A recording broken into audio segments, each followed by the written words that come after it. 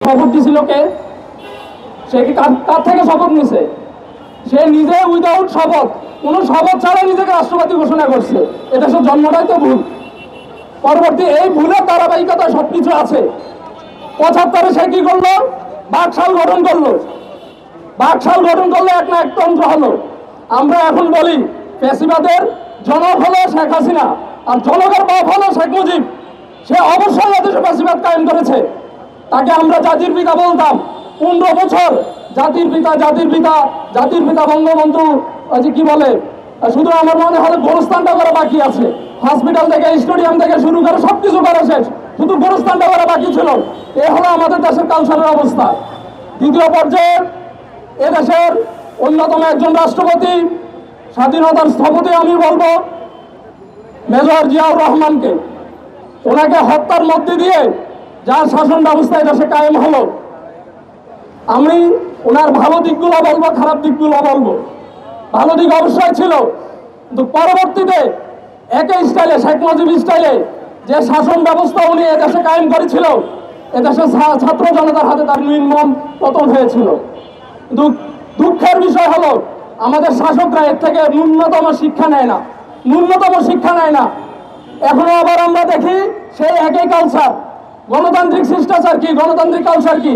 মানুষ আন্দোলন করবে, মানুষ সংগ্রাম করবে, মানুষ হরতাল করবে, কিন্তু তাই বলে মানুষের গায়ে হাত তোলার আপনার অধিকার কে দিছে? গভর্নমেন্টের যে পুলিশ বাহিনী আছে, আপনাদের 15 বছরের যে বৈশিষ্ট্য ছিল সেটা থেকে বাইর হয়ে আসতে হবে। আমরা বারবার জুলাই যোদ্ধারা চিৎকার চেঁচামেচি করছি, আপনারা পুলিশকে কি সংস্কার করেন, সংস্কার করেন, সংস্কার করেন। না, সেটা না। আপনারা কি নিয়ে আছেন? একজন রাজওয়ানা চৌধুরী, উনি আছে পলিথিন নিয়ে। এদেশের একমাত্র সমস্যা হলো পলিথিন, আর কোনো সমস্যা নাই। আরেকজন কি নিয়ে আছে? ওই যে এখানে এই সমস্যা, ওই সমস্যা, এই সমস্যা, মানে দেশের এছাড়া কি? এরপর দ্বিতীয় হলো আমাদের যে রাজনৈতিক দলগুলো, রাজনৈতিক দলগুলোর কাজ কি? সে দেশের জনগণের অধিকার নিয়ে কথা বলবে, জনগণের পণ্য দ্রব্যের দাম ঊর্ধ্বগতি এটা নিয়ে কথা বলবে, দেশের যাবতীয় সমস্যা নিয়ে কথা বলবে। কিন্তু এই দেশের একমাত্র একটাই সমস্যা এখন নির্বাচন। এই নির্বাচন ছাড়া মানে এই দেশের আর কোনো সমস্যাই নেই, শুধু নির্বাচন। সেই 5 আগস্ট থেকে শুরু হয়েছে নির্বাচন, এখন এই নির্বাচন। আপনার যদি ক্ষমতায় যাওয়ার এতই চিন্তা থাকে তো ভাই 15 বছর আগে চলে যাইতেন। ছাত্র জনতা শুধুমাত্র একটা নির্বাচনের জন্য কি আন্দোলন করে নাই? নির্বাচন ইস্যু তো ঠিক হবে, ঠিক আছে, ফেব্রুয়ারিতে গভর্নমেন্ট ঘোষণা দিল নির্বাচন করবে। তাও দেশে এত অশান্তি কি জন্য? পরিকল্পিতভাবে প্রথমে চট্টগ্রাম বিশ্ববিদ্যালয়ের ঘটনাটা, দ্বিতীয় রাজশাহী বিশ্ববিদ্যালয়ের ঘটনাটা, তৃতীয় হলো বাংলাদেশ কৃষি বিশ্ববিদ্যালয়ের ঘটনাটা, চতুর্থ ঢাকা বিশ্ববিদ্যালয় বাকি ছিল। গতকালকে এটাও পরিকল্পিতভাবে ডাকসুটা বন্ধ করে চক্রান্ত করা হয়। কিন্তু আমাদের সচেতন জুলাই যোদ্ধারা তাদের এই ফাঁদে পা দেয় নেই। তো আমি বলবো যেগুলাই ঘটতেছে, দেশের এই দেশ বিরোধী ভারতপন্থী কিছু কিছু আমলা, কিছু কিছু এজেন্সি, তারা এই কাজগুলো পরিকল্পিতভাবে করাচ্ছে। দেশবাসীর প্রতি আমাদের উদাত্ত আহ্বান থাকবে, এই যে জাতীয় পার্টি যার কাঁধে ভর করে আওয়ামী লীগকে পুনরায় পুনর্বাসন করার চেষ্টা করা হচ্ছে, আপনারা ঐক্যবদ্ধভাবে সেই প্রচেষ্টাকে রুখে দিবেন। এমনকি এটা বলে রাখি, আমাদের যে বাংলাদেশি পাবলিক পার্টির যে কয়েকজন সদস্য আছে, এই দেশে যদি আপনি আওয়ামী লীগকে এস্টাবলিশ করতে চান, এই কয়েকজনের লাশের উপর দিয়ে হলো অন্তত আপনাকে এস্টাবলিশ করতে হবে, এছাড়া আপনার বিকল্প নেই। প্রিয় উপস্থিতি, আমাদের এই পর্যায়ে আমাদের সামনে বক্তব্য রাখবেন জুলাইয়ের অন্যতম যুদ্ধ নিয়েছি।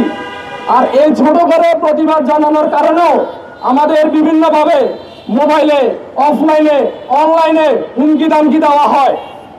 আমরা স্পষ্টভাবে জানাচ্ছি, আমরা 28 অক্টোবর দেখেছি, 5 মে দেখেছি, 2024 দেখেছি। এরপরে আল্লাহ যে হায়াত দিছে এটা বোনাস। সুতরাং আমাদের মরার ভয় দেখায়েন না, আমরা অলরেডি মৃত। আল্লাহ যে হায়াত দিছে 24-এর পরবর্তী এটা বোনাস।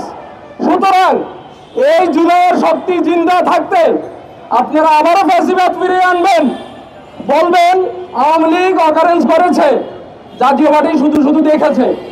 এই বাঙালি আহম্মক না, এই বাঙালি ফিটার খায় না, দুধের শিশু না। যে আকাম করেছে, যে চুরি করেছে, আর যে পাহারাদার ছিল, দুইটা একই দোষে দণ্ডিত।